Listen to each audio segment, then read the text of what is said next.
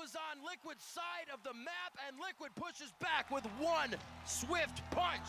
He steals it! Never give up, never surrender. And a pentakill! Counter Logic Gaming defeats Immortals! Doublelift holding on! You know, all those games that you could have won or lost during the season, they don't really matter anymore.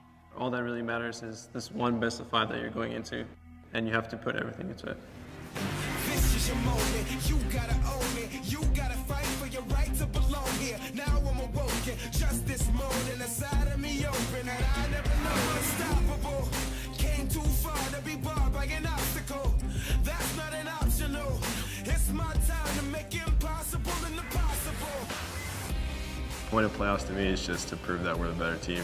This bracket's pretty stacked. C9, CLG, IMT. We're gonna have to beat the best teams. I don't care that we're the underdogs. I know that we can win. I don't want to be on the first roster that TSM has that doesn't make top 2. 이번에 이겨야지 저희가 베가스 가서 다시 한번 증명할 수 있는 기회니까 평소에도 강해요. 지고 있을 때도 이길 수 있다는 생각하고. I want to take first just because, you know, Immortals is 17-1. And how great would that be if they finish the season as a 17-1, not first place? I think it would be really easy to get first place. I mean, we're already practicing for MSI. I want to go to the playoffs. I want to win the whole thing, and I want to go to MSI and actually make a convincing statement on the international stage.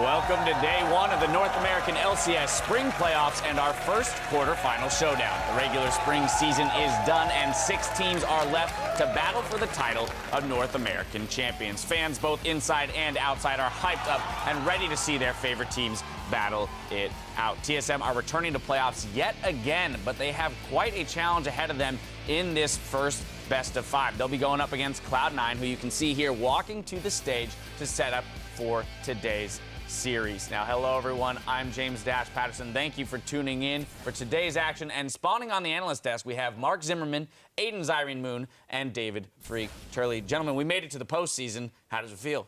I'm pretty excited. Great. Feels pretty good. I'm glad that you changed your hair to your ELO.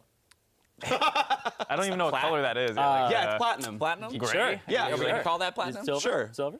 Well, thank you. I appreciate it. Well, hopefully we can get to diamond, but then I don't know how to change my hair to that color. Like see-through. Just, yeah, Maybe literally. when the Freak's got shave it. it off. Yeah, Freak's got it down on lock. Well, let's set the stage with a quick look at how the teams are arranged in the bracket. In our first best of 5 quarterfinal, 3rd seed Cloud9 will take on their old rivals TSM. And heading to the bottom half of the bracket, Liquid are set to take on 5th seed Energy Esports. Now, there can only be one NALCS champion, but for the rest of the teams, there is still a fat stack of championship points just waiting to be divvied up. Now, these teams will bank those championship points, which will have a big impact on determining who represents the North American region at Worlds. As you can see there, 90, 70, 30, 10, or 50, 30, 10, and 10. None to the teams in 7th to 10th. Finally, just a quick reminder that playoffs will be played on patch 6.6. So we'll see how that affects. We already saw Gragas in the top lane there in Europe, so definitely a little bit of, as well as the Maokai, some changes in the meta. We'll see how that affects today. And no Aurelion Sol. And no Aurelion Sol. Bummer. That's a nice addendum to throw on there. Now, for the match at hand, Cloud9 versus TSM has a long history in the LCS, and in 4 of the past 6 finals, that's the matchup that we've seen to determine the championship title. Now, to add to that, TSM have never missed an appearance in the finals, so let's start with them. Thoughts on TSM? Well, TSM, they haven't missed an appearance in the finals, but this might be the first time they do. This is the lowest that TSM have ever finished in a regular season, and historically, they always do well in playoffs, but they only have one returning member from the last roster in Bjergsen. So the veteran players on this squad for TSM are few, but in terms of veteran experience, they do have a lot of it. Yeah, it's a really interesting situation where they bought on a whole bunch of talent, and in fact, Reginald talked all about this with, you know, the drive piece that came out last week, where, you know, he just bought the biggest and best players. Yellowstar, top 4 at Worlds, might lose in quarterfinals in NA, right? Like this is a matter of the entire roster actually coming together properly, figuring out what style is going to work for all of them. And as you mentioned, Aiden, with the fact that only one player is returning, it's actually a lot of what Reckless was saying as well with the new Fnatic is the first half of the split was figuring out how do we even play together? Like, what is the identity of this team? It's not just give Bjergsen the farm because you got double lift. And you've got a shot calling Yellowstar who's not a, all about Fevivin sort of player. So coming together and the last 2 weeks of practice now for TSM are just very important for them. Yeah, and I've actually heard some grumblings that they're actually looking really well, or looking really good in scrims, and I'm excited to see if that actually translates to the stage because TSM has a very try-hard mentality in scrims, so it could be the kind of thing where they're just like extra super try-hard and they're performing well in scrims, and taking it to the stage could be where they struggle. Well, I also know that they're performing with well done. So working with the sports psychologist for 10 days and seeing if he can turn that team around. And if they're tryharding in scrims, then that's a really good sign that he's keeping their mentality up and saying you can't go easy at any point, even if it's a practice game. All right, well, the behind-the-scenes grumblings say that things are looking up for TSM. We got to hop to the other side of the rift. Cloud9, they've consistently been in the discussion for one of our top teams this split and just narrowly missed grabbing that second seed and a playoff bye. Yeah, and you talk about sort of preseason roster moves. I think C9 was one of the big winners here, right? It's okay, High stays on the roster as a shot caller, move down to support. Okay, that's fine. And you've got Rush coming into the jungle. Oh my God, the MVP, like the part of the reason Impulse were even good last time around. You think, all right, Rush versus Svenskeren. What a free match for C9. Oh, you've got these amazing players. Rush, one of them, absolutely. And the stats back it up, actually. Svenskeren has been part of First Blood twice in 18 games for TSM. Meanwhile, Rush is just, you can look at the numbers there. He's done so much for the team. High KP for him. Just a lot of amazing things. And that's a matchup you expect to go really in C9's favor. Yeah, I think it's going to be the driving force for the early game. What's interesting is TSM with Bjergsen and Doublelift have two of the most lane-dominant players at their positions. Both of them lead their positions in CS differential at 10. And yet it's Cloud9 actually who has the second highest gold lead at 15. And it's coming off the back of him. Yeah, exactly. You're talking about how Bjergsen and Doublelift both have the highest CS differential in lane. Well, actually, Jensen leads all mid laners pre-15 minutes in kills. Right. And so does Sneaky. Bjergsen actually has the lowest kills pre-15 minutes, averaging 0.22 of all mid laners. So basically that just points to these teams are finding gold advantages in very different ways. Exactly. TSM, they're out farming their lane opponent, harassing them a little bit, but C9 are actually having team fights and grouping up and having a lot of explosive action in the early game, and they're the second bloodiest team, very slightly behind Immortals. Yeah, and that's because of Rush, right? Like if you want to like sort of look at those stats and figure out why this is happening, it's like TSM are winning lanes without Svenskeren doing anything. Right? He's been a part of 2 First Bloods in 18 games. TSM are a playoff team, and they're still winning lanes. So that's super impressive to Bjergsen and Double. Those players are absolutely stellar, and those matchups in the 80 carry, 8 million positions are super important here. But again, the kill leads, right? Rush is tipping those back in C9's favor, right? They're getting these gold leads because of him. It's going to be very interesting stylistic matchups. Now, we've broken down a few of the players to watch, but we want to know who you think will have the biggest impact today. So send your players to watch in this series to @LOLesports and use the hashtag NALCS so we can share a few later in the day. Now I want to cut to the chase, though, gentlemen. Predictions for who you think is going to move on to the semifinals, and maybe a brief explanation as to why. I'm going to go with the upset. I think TSM might win. I think they'll win 3-2. It's really hard to Come on, say it with conviction. Yeah, TSM's going to win 3-0. Boom. All right. 3-2. Locked it in. Let's not get insane. I just think stylistically it's very interesting. We kind of touched on it where like they have really good players, TSM. They're all performing individually very well, and it's about getting together as a team. And I think that's what makes them so scary coming into the playoffs, having a very, like we said, try-hard mentality. If they get on the same page, they are capable of upsetting here. And I think they might do it, and that's why I'm going with them. Yeah, we know the ceiling for that team is incredibly high, and they've worked with Weldon for 10 days, and we've been blind for what they've been practicing for 2 weeks as well as a patch change. So it's very hard to call this one. I am going to give it to TSM as well. Okay. Ooh. I think that Cloud9, they are actually the lowest wards cleared and wards placed team. So I think that TSM, they're going to be a little bit safer. Cloud9 takes more risks, and if TSM are on top of their game, they'll be able to exploit that and come out with a victory here. Right, but Freak, who needs wards if you're just killing everybody, right? Yeah, so I'm going to go with C9 for this one. I think Cloud9 is better. And actually, it's funny. So you guys mentioned ward stats. Yes, High is the league failer in terms of wards placed per minute, wards killed per minute. And High defended this actually on stream once, saying, yeah, but if I place wards in the right spots, they're not getting cleared. I don't have to replace them. Now, I'm not saying that's necessarily the correct assessment. He was also a really bad warder when he was a jungler as well. Not as a mid laner, though. Yeah, he was like, well, Yeah, that's so individual weird. wards. He just clicks the button, doesn't do anything, and he just assumes they're there in his inventory. But, but here's the thing. They've had bad ward stats all season, and yet they slaughtered TSM, you know, by comparison in the second half of the split here. So C9 coming in better shape via all public perception here with arguably stronger players and better team synergy, and I think that's going to just be what it takes for the playoff. It's those 2 weeks, though, that scare me because we haven't seen anything from these teams. Their prep, if you come into a playoff game and if you're having just one bad day or your team hasn't prepped and you get into game one and you go, uh-oh, they're playing something different, it completely throws everything off. So it's a little bit of a toss-up here. It could go either way, but yeah, we're kind of split here. What do you think, Dash? Well, if you're honestly asking me what I think, I'm going to tie us up, and I'm going with Cloud9 on this one. I'm going to reserve my judgment because we're ready to get into game, and we'll discuss it as the games continue. But that unknown element that you talked about, that 2 weeks, to me is why these best-of-5s are going to be so interesting. Now, without further ado, let's kick it over to our casters to get the games underway. As we go, though, Double F says now that TSM has made playoffs, the real work is about to start. It's kind of bittersweet because I'm happy that we made playoffs, but I'm not really happy the way we did it. So there's definitely a lot of room to grow. This is definitely going to be one of my toughest tests in playoffs because every other split I've had a pretty decent run, like up at the end. And in this case, I think we're pretty heavy underdogs.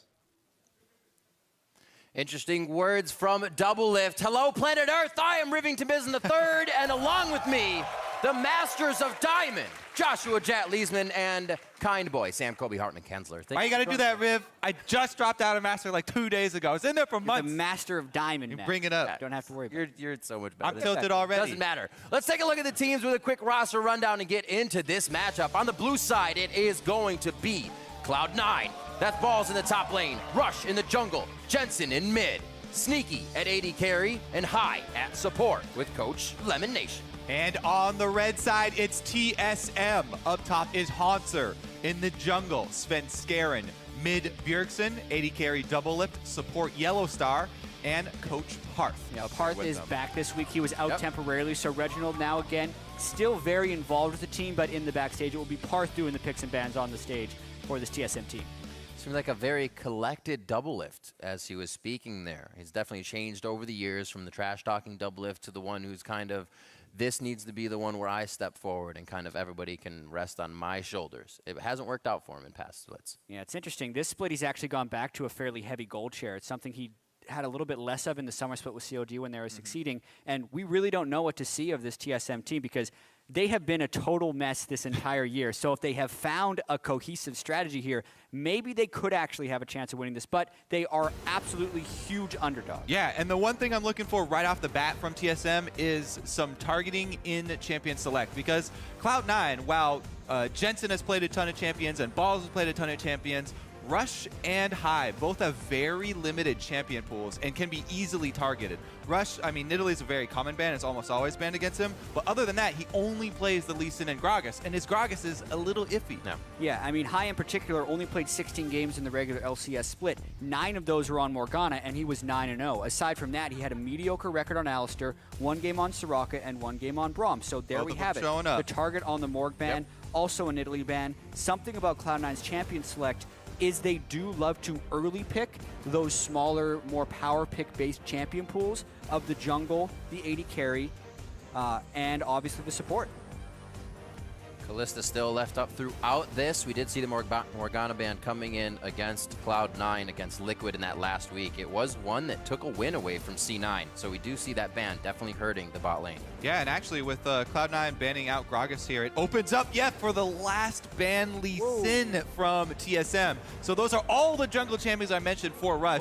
Now maybe he goes with the Kindred. Yeah. Now the thing is, he's played a lot of Kindred in solo queue as well, even though he hasn't brought it out in LCS. The thing is that it took a long time for him to work on this Kindred because he initially, even just a few weeks ago, was talking about how he didn't really like the champion, didn't like playing it, but you have to put in the time to be good at Kindred right now. She just has such a high skill cap and so much potential that I think that they really caught TSM off guard with this one, and Rush being able to hide the practice here on his Kindred well enough, at least, to evade TSM. Yeah, also have to add that reminder that we are on patch 6.6, so the Kalista is going to be heavily deprioritized because of the nerfs to her attack speed when she is not next to her Oathsworn. So decent deal there. And also Azir will make his triumphant return here to NA. We'll see about triumphant, because Azir early picks, there are a lot of counters triumphant was definitely the wrong word. Okay there, TSM Jack, hold on. Damn it, Kobe! No, my secret's out. But really, the interesting thing about Azir here is we've been talking about how much he's back in the meta. We were trying to figure it out. A lot of it will have to do with how many tanks are in the game and how the hard initiation and assassins that were shutting down Azir are a little bit lower right here. But this actually isn't the best time to pick him quite yet because he's against a fairly heavy damage Kindred, and a lot of things that can reach Azir in the backline are yet to be drafted. Azir is definitely not without counters. Yeah, very true. He does have some good moves of his own to deal with Kindred compositions. Because he can push people around, you know, that's always good against Kindred, who throws down the Lamb's Respite and tries to protect a zone. Looks like Gangplank being moused over here, actually locked in already as well. So Cloud9 going to get that for balls, probably, considering how he single-handedly pretty much won them the game versus TSM last time around on his Gangplank. And it was actually versus Double Lift and Crew. And was against a Poppy in that situation as well. Something about balls this split is he's actually had a heavy golden CS advantage at 10 minutes for a top laner, even though his damage hasn't been quite up towards the top of the charts. So we'll see how that will work, since Poppy typically wants to influence the game before Gangplank if balls actually manages to come ahead. Yep, Poppy's still extremely popular, and for good reason. Pretty strong lock-in here for the bottom lane as well for TSM. Yeah, the nerf Kalista, but still got a lot of the strengths that you see in competitive because you can always just use the Kalista-Alistar combo and get a 3-second chain knockout. There's also a lot of variety the teams can pick here. Going into this game, this is the best of series, so they can test the waters a little bit. The Twisted Fate back in the hands of Jensen. We have seen him kind of doubling up on champions as we went throughout the split this season. 2 Twisted Fates in a row was in a week with TSM and Energy. So very much knowing how to play this against TSM in that pick. And I do like this. Cloud9 want to play into their strengths when they're playing versus TSM. Cloud9 excel on rolling through the mid game with cross-map plays, forcing constant decisions to be made by their opponents. They trade objectives very quickly. They go for skirmishes very quickly, and they want to try and put pressure on TSM's communication. That's been one of the things where TSM in-game, you know, on stage, they have had mistakes pop up in mid-game and end-game teamfights, causing them to lose these big gold leads that they've been able to earn, you know, during lane phase and during the early stages of the game. And you say that it's something they like doing. It's something they specifically like doing against TSM. Back when they played their last game, it was a Twisted Fate and a Gangplank. And even though TSM had pulled ahead with some early team fights, the communication and the ability to initiate however and whenever they wanted ultimately allowed them to come out with a victory there. Yeah, so both teams drafting to their strengths. TSM extremely strong team fighting here, and Cloud9 with a lot more cross-map opportunities to make. We'll have to see if they play it much the same way they did the first time. It was Cloud9 that was able to come up with that win when they played the TF Gangplank composition. It was with the Lee Sin in the jungle and a Kalista Soraka bot lane. Still very engaging and heavily able to fight on the side of Cloud9. TSM bringing about the same thing, and a lot of times we see TSM kind of getting a 40-minute fight win that turns the game back in their favor if there's any trouble throughout the game. They have a team that can set that up. Yeah, I really like how TSM have brought 3 separate displacement champions as well, with Poppy, Azir, and Alistar all able to try and move Cloud9 members around. We'll see how those early skirmishes play out, though, because it should be an exciting early game in a Cloud9 game. It always is. I'm ready. This is usually our finals match. We have a quarterfinals right now. Get started. We're going to get the hype early. Stay connected with us on Twitter throughout the series. Keep sharing your votes by tweeting at LOL Esports with either the hashtag C9win or the hashtag TSMwin. And we'll see how you voted as we get into game. We'll tally those up and get them shown to you. It is going to be an amazing matchup off the get-go. I can't promise that right away because they may be a little lax. Nobody wants to lose first blood. But we'll see how hard they go in the beginning. The crowd is ready. The teams are ready. It's been 2 weeks off here. Teams are coming in a little cold. We'll see who did their homework.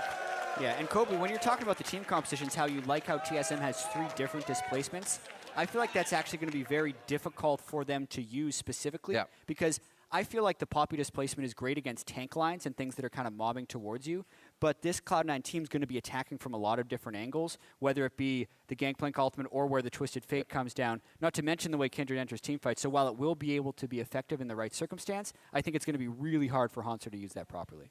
We shall see. Yes, we shall. A lot of what they've put in this composition as we're loading onto the Rift, we look at TSM's comp with that Kindred, is that Poppy, is that Yellow Star. We're saying it's going to be hard for these team fights to happen. A lot can just push Rush out of what he wants to make these fights go in the favor of Cloud9. Going to be very interesting and chaotic once we get to those level 6s here. We'll see how they start off the match on both sides. We are on the Rift. It is Cloud9 versus Team Solo Mid in the quarterfinals, and we are in game 1. Going to keep a very close eye on Rush's Kindred this game because, like I said, it's a champion with a very high skill cap and takes a lot of games to actually reach her peak on. With him just doing it recently, there are a lot of things you have to watch out for. Sometimes newer Kindred players will use their Q early, and after she uses her mobility, then she's in a very dangerous position for something like Elise. So you have to save that until you see a cocoon come out or something and use it to actually dodge the skill shot first. Yeah, a lot of times people get a little antsy. Yeah, or without enough experience on Kindred, they'll think, oh, it's a Sated Devourer jungler, you just want to farm out really hard. But in fact, Kindred has the potential to apply a huge amount of early pressure. And there is a little bit of a dice roll early depending on where his first spawn will be to start stacking up the Kindred passive. Usually a Scuttle Crab will be the first one for him. We'll see if Rush cycles the jungler and gets a little lucky. Lane swap invade here from TSM on the top side. See if Balls and Rush can sneak away the Wolf camp before they're found. Yellow Star and Double Lift might just go for the small monsters off the blue buff. Nope, he's going to go find them. A little late to stop this. Yeah. Both sets are actually a little late to stop it. Svenskeren got level 2. He did deny 1 wolf. That's actually somewhat important. Yeah, and you actually want to finish it off, too, because this side of the jungle becomes TSM's side of the jungle. You don't want to leave it there and counter-jungle your own jungler because you have your top side, strong side there with the I got it! He stole the big wolf! Svenskeren didn't save his execute damage, and I just walked in. This is such a perfect example of the risky gameplay that Cloud9 go for, and it stems from high. He gets right in there with Braum, no fear, and steals it away. Svenskeren's level 2. Like, a lot of times, supports have to abandon their solo invades when someone hits level 2 because the response, the proper response when high goes in there, is to kill him. Svenskeren and Hanser just put damage onto him instead of worrying about the wolves. Or you just save your execute. Svenskeren and Hanser do neither, and that's actually a pretty big experience dump for Cloud9's bottom lane. It's really all played out beforehand. High recognizes Elise, Poppy, not too much danger there at a level 1 going in. He just stood there toe-to-toe with him and kept hitting the wolf, knew what he could do. Gets himself out, and Cloud9 working on the bot lane here. We'll have the same in the top. Like we said, TSM's going to be on the top side of jungle, so now we see Rush getting into that bottom side of TSM's. So 1 small wolf stolen and 1 big wolf stolen for each team. Almost a full camp between them. See who holds the advantage now. We're making a big deal out of it. Right. Because they're doing lane swapping, the experience will equalize a little bit. But I think what this will mean is that Rush will be a level ahead of Svenskeren in certain spikes of power during this game. Well, they're also doing a very standard lane swap. So both top laners getting that gold. Both top laners probably going to try and push before they recall because the AD and supports have already swapped to the other side. Try and scavenge as much of those CS as possible. Svenskeren taking away that first mark spawn from Kindred, so Rush doesn't get the lucky spawn on their lane swap side. Yeah, and a lot of times when we see lane swaps, it's just very much you're doing a lane swap because the other team is doing so and you want to just naturally reach your power spikes. But as far as hitting your level 6 power spikes, I feel like Cloud9 will have a huge map advantage, specifically because of the lane swapping. When you kill the outer turrets and you trade them back and forth in multiple lanes, you really increase the amount of map that becomes unsafe.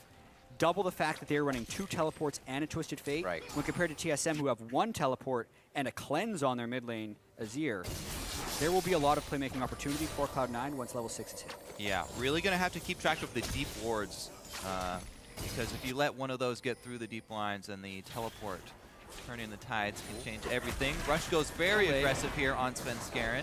Yeah, it looks like TSM actually wanted to match the duo going to top lane, so they don't go to push as C9 went to push this top now.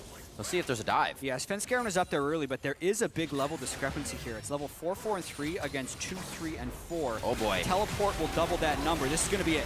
He TPs from the brush, so Balls is in the fight now. Rush getting a good tank on. He's out now. It's on to Balls, and now Balls has to get out. Doing a great job of getting each other back and forth, but Balls can't get out in time. Oh my! And he goes down as well. Retribution kill Here coming in comes for Sneaky Bjergsen on up Yellow from mid Star. lane. That Very dive, touch and go. Terrible. Was not clean whatsoever. They utilized double teleport, and TSM sticks in lanes for the most part as Bjergsen roams up. The fact that they were able to trade a 1-for-1 in a 5v3 with double TPs expended makes that an atrocious trade for Cloud9. Again, the high-risk plays from Cloud9. They're willing to go for the early 5-man tower dive, expending both teleports. So many resources up top, and they mess up the play. Here come the double teleports. They don't necessarily have the damage yet. First off, you don't want Rush taking Turret Aggro at level 4 because he's one of their main damage dealers in an early dive like this. And then they also don't have a level 6 Gangplank or a level 6 Twisted Fate, so the time when they're going to actually pull off that global play would be around level 6. Maybe they wanted to preempt it before TSM would expect it, and then double it up when they hit level 6 again. But that, I think, is just going to set them pretty far back with how badly that was. They don't have anyone who can tank the turret. Yeah, if anything, High should have tried to do it with Braum because he can land a Q, sit on the outside, wait until the last hit would kill him, and then back away. Rush was one of the worst options, but like you said, they didn't have many ideal options. And going into that play, Cloud9 had a significant lead. They already had a lead out of the early game. And that lead just tossed away here. So TSM very happy with that play. Yeah. And TSM fans as well, because they want to get to the point where they can group up for the team fights. And that definitely throws them back some momentum here. Rush going to make a move up top side, though. Well, Jensen is level 6. He's not quite in position to combo up with this. Funny thing is they didn't even burn double his flash during that dive. There is still that, although they did burn the exhaust and flash from Yellowstar. That gank did nothing but clear ward for Rush. Cloud9 begins to back off. We see them trying to kind of activate 6 before they're 6, and that top lane gank didn't work out too well. Here to just pretty much repair things. Jensen with the Lucidity boots first. Keep himself porting around the map. Only a 200 gold lead right now for Cloud9 at this point. Bjergsen with that cleanse in mid lane, still waiting to see what the Azir in his hands can do. It's been a while since he's been able to play that one. And we were just talking about the break, so maybe that's what he was actually getting a lot of practice on. Yellowstar is 4, but with that Kalista pickup of double lift, and Yellowstar being the one to kind of die all the time on the team, that's a lot of safety for him. Getting that Fate's Call could really be big for TSM if they want to pressure a little bit of advantage they may have now. Yeah, it's an interesting way of looking at it. Yellowstar had the most deaths for all supports in the North American LCS, which was in stark contrast to last split with Fnatic, where he had 15 deaths across 18 games, which was by far the lowest of anyone in Europe. Having the Kalista ultimate as a get-out-of-jail-free card is incredibly crucial, especially against stuff like Twisted Fate and Gangplank, who are good at forcing plays off of the slightest misposition. Yeah, I like this play from TSM as well. You know, after Cloud9 make the looper up top, they're able to invade, grab that second blue spawn. Svenskeren actually going to be the one to take it away. Cloud9's definitely slowed very down far here. out there. Svenskeren doesn't want to waste some time, though. Sharing is caring. TSM gets top side, Cloud9 gets bottom side. Still 1-1, as I was saying. C9 definitely slowing their roll after the top lane gank mishap. It's like Balls just to farm up right now. They still have a lot of global map pressure that they can utilize within this Cannon Barrage ultimate. And Jensen making some plays with that Twisted Fate gate. Yeah, I mean, the gold numbers are going to be a little bit deceiving in this game because Cloud9 have both Twisted Fate and Gangplank, so they have a lot of extra cash that's coming in. Not to mention, they also went Cull on Sneaky, whereas Kalista, with the attack speed build, didn't want to get Cull after the lane swap, and Double F went straight for extra daggers rather than going with the cull to stack up. So Cloud9 have a lot of gold from their champion kits as well as items that's going to show up on the scoreboard. Bonus gold. And the interesting thing about Twisted Fate and Gangplank, they get inflated gold totals, but I don't necessarily think that that means the gold lies to us. I feel like they scale well enough with gold and items that while they do get more gold, it's still going to be a pretty good indicator of who is ahead in the game. Gangplank a lot of times has a struggle. It's struggle in the laning But phase. the thing is, it's kind of it's allocated in the champion's power overall for their kit. It is, and part of it is contributed by that gold. So that's kind of something that's guaranteed with the champion. And that big of a gold lead on something like a LeBlanc is a little bit more scary. Gold lead is going to be a little bit different. All right, now it looks like leads in each lane, 72 to 53 in favor of Balls, so doubling up there. Stand beside me going forward. It's actually going to be tapped onto Jensen's double lift moving first. up. Yeah, Yellow Star, level 5. Here. There's that Fate's Call. Jensen behind the turret. High's going to take the tank. A lot of chaos in the back and forth here, but it looks like Hanser keeps the teleport coming in late. TSM are disjointed here. Cloud9 grouped up. There it is. Can they follow up? This is Yellow Star being 5. If Double Lift goes down first, that means he's left out to dry, and that's going to be another follow-up kill for Cloud9. Map plays. Cloud9, again, even though they messed up the first dive, they go right back to the strengths of their composition. That's really good. They did not lose their heads after the first misplay, and they grouped up first since they both had the global teleports. They were grouped up as 5, and even though TSM tried to collapse to make use of their team comp, they're split off on 2 separate sides. Easy for Cloud9 to just charge through the turret and charge at TSM's weak side. It's all about forcing the decision, and everyone will say, again. why did Hanser complete this teleport? Because I'm sure that was the call. Look at where Elise and Azir are on the minimap. They were hoping to come up and force the collapse, but it was a disjointed play.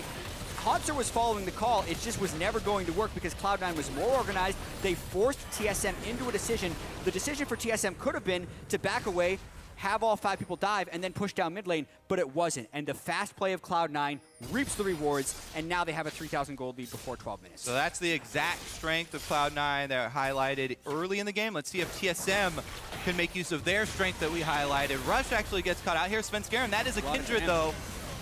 He's going to do what he can. Gets Poppy knocked all the way back towards the red camp. But they'll be able to grab Scuttle control. Cloud9 now placing their few wards. We'll see how long they stay. We'll keep an eye on that since they don't seem to place many, but do they just stay alive? Do they have control of that area? It seems to be the case when they get that vision. 4-1, 12 minutes in. Dragon's going to be on Cloud9's favor to start things off. And that feels so good for Rush. He's already got the Devourer built for Kindred. Getting that immediate Dragon is a huge burst of power because you get off to those very quick stacks for your Devourer. And it all spawned from him getting caught on Kindred and nobody from TSM really having the power to finish him off. We did just see there, Jat, the front line. There is one man on the front line, which is High. He got hit with the Poppy ultimate. He Displaced. did. He did. Although if that Poppy ultimate would have hit Rush, it would have also saved him. So I think that kind of speaks to the difficulty of using the Poppy ultimate in this matchup. But success. The front line was pushed away. He saved Svenskeren's life with it. I suppose. I think Svenskeren could have walked away. Scuttled away, skittered with his legs. See where Bjergsen, he has not been able to make too many moves. I was going to say, see where he's gone, see where he's roamed. Usually it's been just on the edge of the plays Cloud9 is making. And that's because those teleports are just getting them around the map. Their way back in, grab a bit of scuttle control and start to move their wards forward. Hopefully they can open up this middle turret, then start to get a little bit of the map back.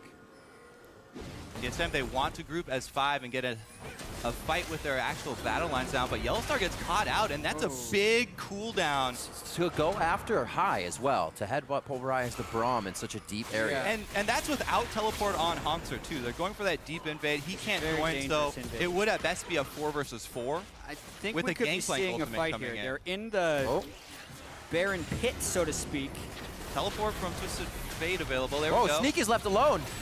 But then they actually go back because Jensen's on the other side. Jensen was really the help there to give Sneaky kind of a meat shield to get out of that one, and Cloud9 just absolutely turns TSM on their head after they try to go for Rift Herald and being spotted. The Twisted Fate and the Gangplank, as well as the coordination of Cloud9, is just adding on top of itself, and TSM is looking like they don't have an answer here. First, Yellow Star goes in for a deep ward when they don't have the teleport advantage. Then they go for Rift Herald without it as well. Oof. Now Rush is just going to bully Bjergsen, knowing there's no possible response, and get them the space needed to take the mid. I love that move as well. As soon as you go for the aggressive play on someone, mark them with the passive on Kindred. So he backs up immediately, like, oh my god, Rush is coming for my head. We'll see this play once again. They leave Svenskeren saying, we'll get out. Svenskeren, you can get out, right? No, he cannot. Right, and Yellow Star goes in, uses both of his defensive cooldowns as Twisted Fate comes in behind him. So really, Doublelift needs Yellow Star to be saving some of his cooldowns, so when Twisted Fate comes in on top of him, he doesn't get instantly one-shot. Yeah, once again, it's the skirmish power of Cloud9, the big strength for this team, and they're getting another early gold lead. Doublelift just keeps getting 100%ed as Cloud9 continue to collapse on them. Yep. No Kalista ultimate there to try and pull back Yellow Star and get an extra knock up there for them. And so they really did pay for that early invade that Yellow Star did in the life there. Yeah. We're seeing Also, by the way, you saw the Rift Herald thing drop on the ground. Snuffed out. But you can't pick it up if you're on the enemy team. That's right. If TSM kill it, they're the only ones who can pick it up, even though it's sitting right there for you. seeing the average leads from throughout the season there. Cloud9 averaging 1,500 gold lead. Obviously, it's much greater in this game. The Cull, the Twisted Fate, the Gangplank, as well as the 7 kills have made a 6,000 gold lead by 15 minutes. Yep. 4x their average throughout the regular season. So in full control here against TSM. Very comfortable. And you know, even without that, we see a lot of that coming from Rush, from Jensen stepping up as Doublelift tries to step up.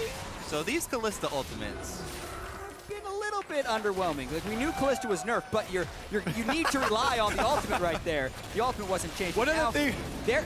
They're in danger of getting caught again. Jensen has his ultimate if they want to extend this chase. Fight hasn't really started, and TSM is already very low. If High can get a stand beside, he's up front to get a slow.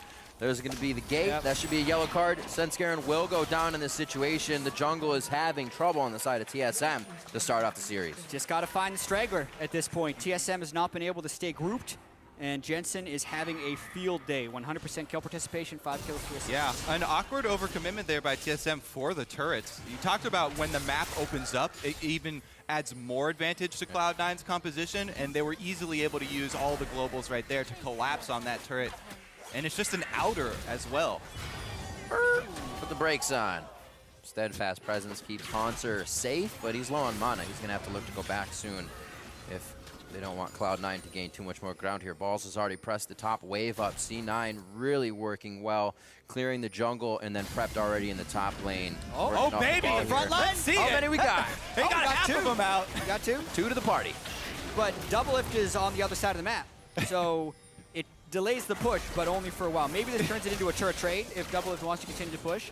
But now with no pop, you ultimate a 5v3. And that's even a secondary for Yes, an outer. got to kind of run a little bit. It's the we'll wait for a mistake if they make one, but we'll give up this turret to fight at the base at this point. And that's what they're doing. They're going to give it up. Cloud9 did make a big enough of a mistake. Respite goes down, and it looks like they won't be able to finish off any of those kills after the heal. TSM just watches as their turrets get taken out. Yeah. Maybe they need to start running teleport on their AD carry. Well, that's a Season 2 strat, Kobe. I know, it actually was hilarious. Doublelift runs around, teleport, and 80 carry. Jensen, though, with the global pressure, stuffs that push. It's yet another turret trade for Cloud9. And this is the point of the game where Cloud9 doesn't have to take bad trades. That turret is still standing, Jack. That's not even a trade. That's a straight up. That's what I'm saying. They don't have to take the bad trades. They can just use some of their accumulated advantage with their teleport cooldowns and just go down there after getting the early turret. You guys are so smart.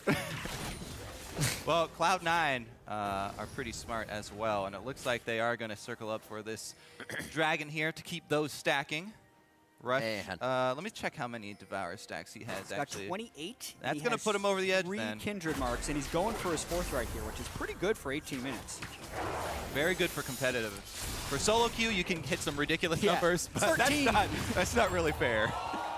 Oh, Balls takes it right back. Because this is not yours, it is mine. Question for you, junglers. I'm glad I have both of you up here. How easy is it to actually play a game with those marks on your side? To leave it up as bait, make sure you get that Kindred. Is it almost too much to worry about to kind of bait those Kindred marks? You're talking from TSM's perspective. If the mark spawns on TSM's Say side, you get a wolf, do you bait So, that? here's the Is thing. it worth it? If you have an even game or an advantage and a mark spawns on your side, a lot of times it's decent to leave the camp up so Kindred can not get any more camps. But that's the only situation in which you leave a camp up that has a mark. You might ward a little bit ahead of it so you could use it as a bait, but that's not really something you actively think about. You're mainly just looking to win the rest of the game and deny the stacking mechanism rather than use it as a bait. Meanwhile, TSM only have one secondary turret left standing here. As Cloud9 are cleaning up a ridiculous amount of global gold. Huge ward in their jungle. You do not want to use your pulverize on high here. That's not the first time they've done it. They will take him down, but it was quite a bit to take the support out. Bjergsen trying to move forward with soldiers, but not with bodies. Looks like TSM's going to stay Yeah, well, you don't want to do that. I mean, Cloud9 don't really want to take team fights, and that was a 5-on-5 there. They do make the smart choice, though, and just sacrifice High's life. Like, you know what? We'll sacrifice that Braum. That's fine. We'll keep Balls pressing top. We'll hold on to his teleport, and we'll just take the dragon instead. So High moves up. He's the sacrifice. And shield that Alistar. They actually got a decent amount of cooldown trades there as far as ultimate goes, because once again, the ultimate from Kalista is down. And every time that's happened, Cloud9 have punished double for it. When I saw the Alistar go as a pulverize on the tank and the Gangplank ultimate go down, like I thought Cloud9 was turning a fight. And I was waiting for the Twisted Fate to come they to the very well backside. could make the call since they have so much gold to fight with. You know, you can fight 5-on-5s into a stronger team fighting composition if you have 8,000 extra gold to work with in items.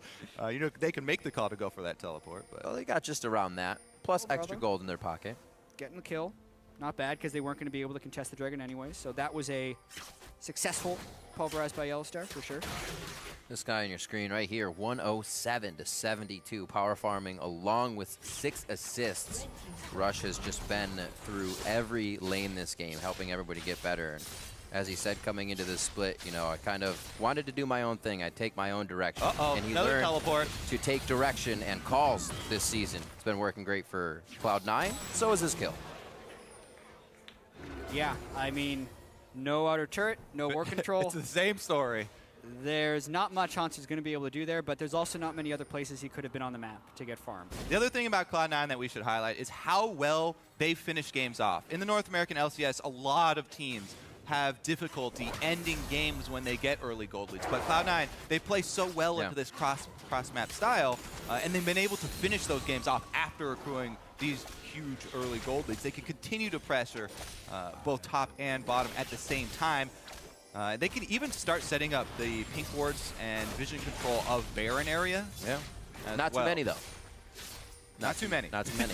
They don't place too many. Gotta keep There's that one, though. Look at that. Gotta keep that Sneaky's ward got count one, down. the AD carry. I mean, a lot of those ward stats could simply just come down to there's no Sightstone on Rush, but there is a Sightstone on Svenskeren. Well, there also are the added factors of Cloud9 have early leads so often. They can defend the pink wards they have, but Balls gets caught out now. Here comes Rush. The cocoon. Orange, it's okay.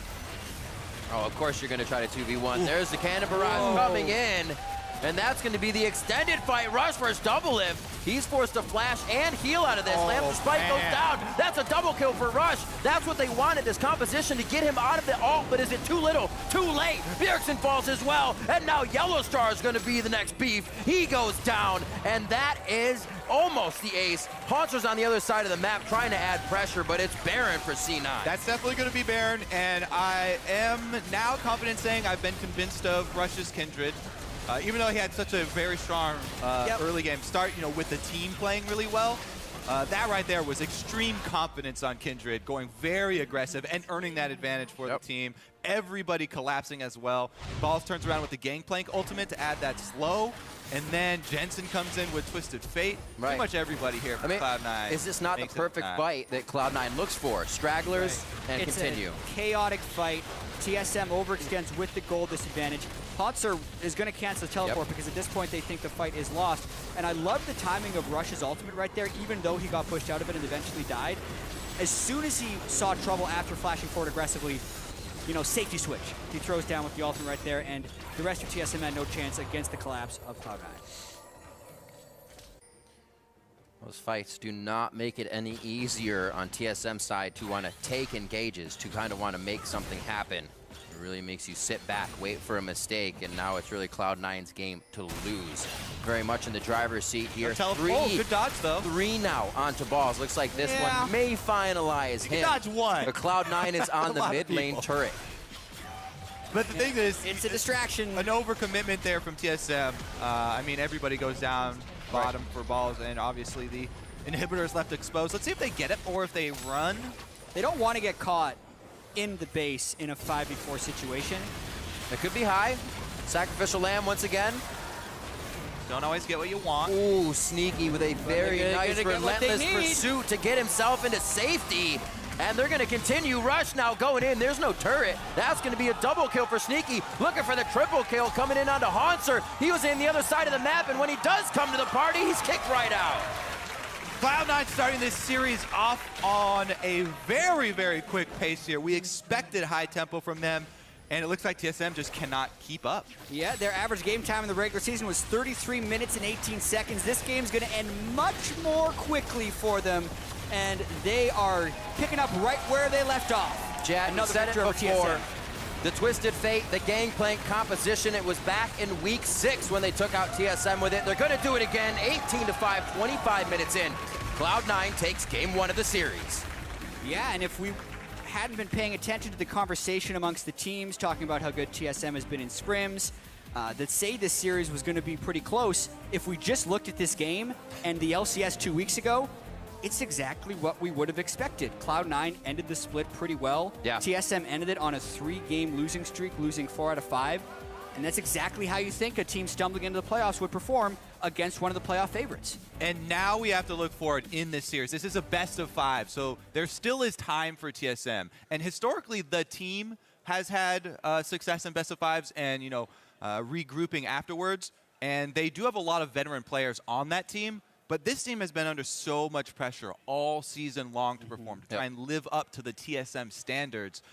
All that added pressure might make them collapse in a best-of-5 series, and we shall see here because they definitely need to regroup after that game. That was a very, very strong play from Cloud9, and TSM just have to kind of wipe that clean and go into game 2 as a fresh start. Exactly. It will be one thing to say that, oh, TSM responds really well to pressure, but as you've been saying, they've been under pressure and have not been responding to the pressure of losing throughout the season, whereas Cloud9, ever since High returned to the lineup, whether you say in the gauntlet or even after game 1 of the regular season, they just have that attitude and aura around them that even if they lose, it's not going to matter. So they're now even stronger favorites in the series after commanding game 1. It's going to be a great series with that game 1 under our belts. For a full breakdown of that Cloud9 win, let's check in with our analyst desk. Thank you, gentlemen. 25 minutes and 30-second first game of the series. I mean, you're going to feel great if you're on Cloud9's side of the rift. You are a little bit worried if you're on TSM's side of the rift.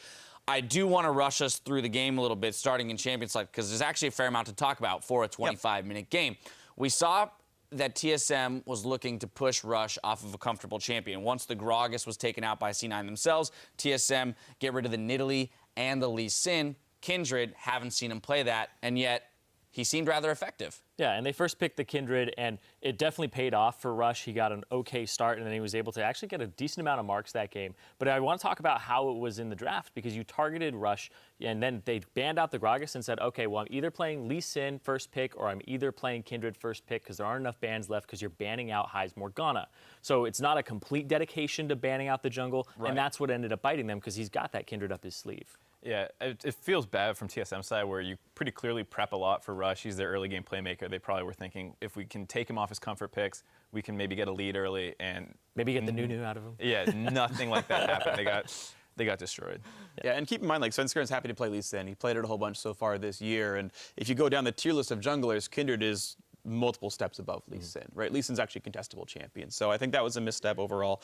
But it was interesting as you play it forward, okay, C9 Rush picks the Kindred, then you get Poppy and Azir, which are arguably the two best solo, it's debatable, but arguably the two best solo laners left up at this point, and TSM gets cream of the crop, and you're like, all right, sick, like this is set up for a really good composition. And the problem is it never mattered what the comp was, because the entire game TSM just overstepped and got picked off. Right, exactly. So let's move into the game. We saw the double TP as well as having TF on your team to add a third, essentially, coming in from Cloud9. And before the game, we talked about where do these teams get their leads. Cloud9 is going to get them through kills early in the game, whereas TSM is looking to outfarm. And that's pretty much how the game played out. Early turret dive by Cloud9, traded kill for kill. It wasn't perfectly executed. But I want to pull us into our replay. 10 minutes into the game, a 3-for-0 for Cloud9. Freak, this is what you were talking about, where TSM, some miscommunication, a little bit of a misplay here, and C9 capitalized hard. Right, so you start out with the standard 2-on-2 where C9's looking to put up aggression. So you watch the first half of it, they go for the battle, and they know they have TF. They also have Rush coming in before Elise is coming in. So Yellow Star gets ulted out, right? Really smart to walk in and pulverize, bait it. TF ulties, and like, okay, flash away. But then this is the real big misplay. Haunter TP's in way the hell too early. You see, Elise and Azir are still not part of the team, so he dies for absolute free. Now they know it's a 5v4, and that makes it even freer. And you just get these kills with no possible chance of recompense. And that was the game-breaking opening. Because C9 are so damn good at playing with leads, you give them 3 kills for a misplay, that's going to be a 25-minute game. Yeah, and I absolutely love that the style that C9 is playing. They had basically 4 sources of globals there. We're able to exploit the weaknesses of TSM, right? They have a shaky foundation right now, and like I said, it's been 2 weeks, but is that really enough to actually get everything under control? Well, maybe it is against a different team, because if they're going to play global fast and loose, they're definitely going to exploit you. Yeah, TSM on your screen here, they're clearly going to have some stuff to talk about here and maybe retool a little bit going into the next game. And I'm going to come to you, Mark, because when you suffer such a crushing defeat, 25 minutes, and such a lopsided gold lead, does this cause you to question the preparation that you've put in over those 2 weeks going into a best-of-5 series? If I was TSM, I don't think I'd question my prep quite yet. If you look at how the game played out, they just couldn't get anything done, and it was more their own play than like any kind of prep concern. Like, I know they targeted Rush and he did fine, but if you look at that game, they had TP advantage for a little bit. They got nothing done. They TP in late on their own plays, and they just get picked off and die. And so it's much more like they need to look internally like, how are we playing, than they need to look like, is our prep good? All right, well, they have a few more minutes to figure all of that out. Now, earlier in the day, we asked players who would have the biggest impact in this series, and we have a response from Razak, who writes, that Jensen will definitely have the biggest impact today. Put him on a carry, let him show his individual domination. I mean, he had a very impressive scoreline on the Twisted Fate there, 9-0-7. So being a part of 16 of the 18 kills for the team, already putting up big numbers. Right, and he was actually the highest damage in the team as well. It was a devilish performance, 1-6-6-6 for his damage to champions that game. But just really strong. And he doesn't have to be an individual carry, right? He doesn't have to be LeBlanc. It's good, of course, but he can just be the playmaker. And they played around it well. That top lane tower dive, Kindred lane ganks, TFTP's in, and then open up the misplay, which happened. These are good things for C9 to keep playing around strong players. Good for them. And he's really evolved into an enormous playmaker for this squad. It's not just Rush, it's not just Hyde. Jensen opens up the mid lane for them, and sometimes he just goes to other lanes if he can't open up the mid lane. Right, so then talking about that mid lane matchup, where does TSM make an adjustment then, knowing that Jensen has this pool where he can play Avaris and poke, he can play TF and affect other lanes, he can play Orianna, be a team fighter. How does Bjergsen crack that kind of shell that Jensen has created that can totally guard his team? I think it's a bit of a mistake to try and target Jensen. We've seen him perform on so many different carries over the course of the season. He has these different styles where he's making plays for either himself or his teammates. I think it'd be better if they try and get their global game down. We saw C9 with a really global focus comp, and it kind of tore TSM apart. So I think maybe avoiding that mid lane and just getting Bjergsen elsewhere on the map. He was late to every side lane play, and I think getting more coordinated is what they need to do. Well, a very solid victory for Cloud9 coming out of Game 1. Quick update on the CB LoL Finals taking place today. INTZ swept the #1 seed Keyd Stars in the finals. Now, with that win, they have secured a spot in the upcoming International Wildcard Invitational to compete for a spot in the upcoming mid-season Invitational. So, good on those gents there, hoisting the trophy, proud as they should be, to fight for that opportunity to compete against the best teams in the world at MSI. It's going to be awesome. I mean, we saw Brazil make waves last year at Worlds, an entirely new team coming out, still a strong region. Yeah, I was really distracted. I was like, man, I really wish that I was a Spanish football commentator. They sound so amazing over there. Okay, it just sounds so great when you're casting League of Legends. It's very fast. It's got a lot of energy in it. So. Yeah, you remember all like those tricky level 1s and how hyped the casters got? Yeah, those were crazy. Oh man, yes, those level 1s. See, I'm waiting for something like that to come out here, and maybe that's something that TSM needs. And I wonder if they have it up their sleeve. Word of the wall, headbutt people in. Exactly, shake it up, because it seems like when you suffer such a crushing defeat, like the thing that will suffer the most, obviously, is the mentality. How are they going to rebound? I mean, TSM has shown their kind of prowess in playoffs in previous seasons, so you like to think with their veteran status they will be able to make the necessary changes. But something as drastic as that might be necessary in order to get them back into it. Doesn't hurt.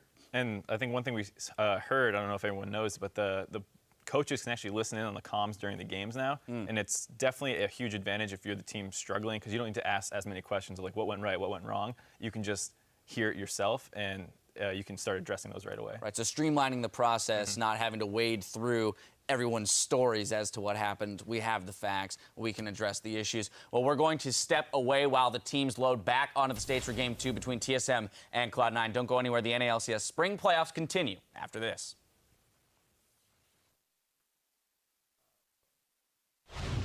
As C9 advanced towards the inhibitor